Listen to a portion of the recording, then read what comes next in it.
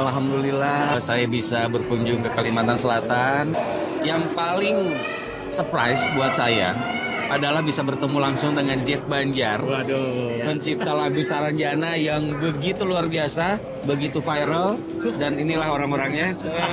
Satu kebanggaan bagi saya bisa bertemu dengan mereka. Mereka membuat lagu Saranjana yang begitu apik, begitu bagus menurut saya ya. Dan alhamdulillah juga saya dapat oleh-oleh nih dari Jeff Banjar. Terima kasih Jeff Banjar, mudah-mudahan terus berkarya. Mudah-mudahan Jeff Banjar semakin sukses, semakin maju ke depannya, dan mudah-mudahan menjadi sebuah band yang betul-betul bisa diperhitungkan di Indonesia ini khususnya. Ya, mudah-mudahan bisa mendunia juga nih nanti karya-karyanya.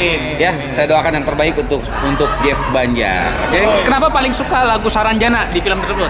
Lagunya benar-benar begitu etnik pertama, terus kedua ada daya magis